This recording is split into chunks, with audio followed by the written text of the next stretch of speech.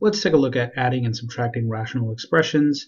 And the only one we're going to do today that has a different denominator is the one from the last video. So in the last video I had asked you to find the LCM, the least common denominator actually, of these two rational expressions. And the reason I did that was because I wanted us to be able to add these rational expressions. So the LCD we decided of these two were the LCD of 12 and 15, which was 60, the highest degree of my x, which was 3, and the highest degree of my y's, which was 2. So that's my LCD, and if I wanted to add these numbers, I can put them over one denominator. Now the question is, how do I get, what do I need to multiply 12xy squared to have 60x cubed y squared? Well, I'd need to multiply it by 5, because 5 times 12 is 60, x squared, because x squared times x is x cubed, and that's it, because it's already got the y squared. So let's do the same up top. So it's 5x squared here, and that'll give me 35x squared. Now let's do the same for the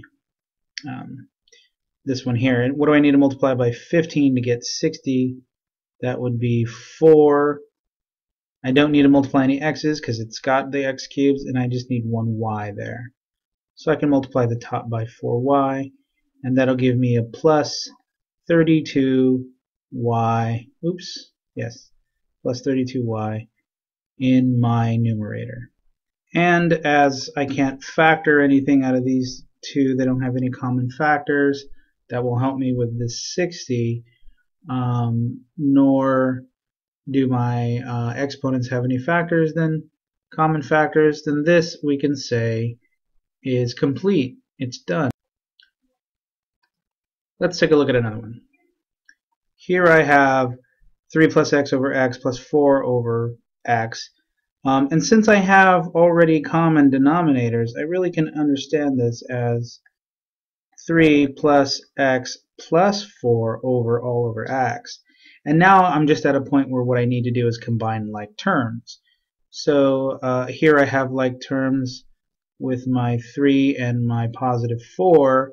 So what I've got is 3 plus 4 is 7 plus x over x. And you could write that just as easily as x plus 7 over x. Those are the same. Either one of those is a correct answer. Let's take a look at one more that's just a little bit more fun. Here we have 4x squared minus xy minus the quantity 2xy plus y squared.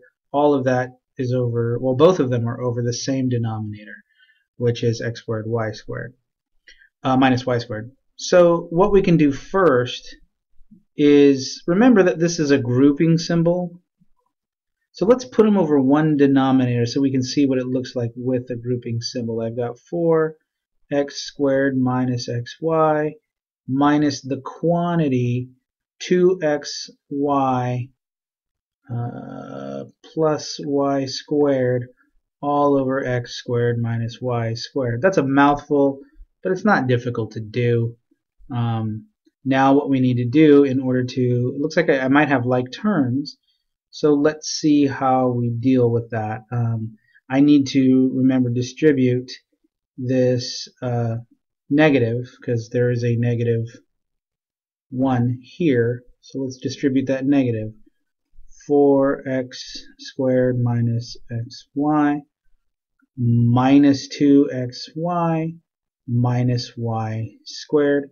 All of that is over x squared minus y squared. And notice that I have like terms here and here.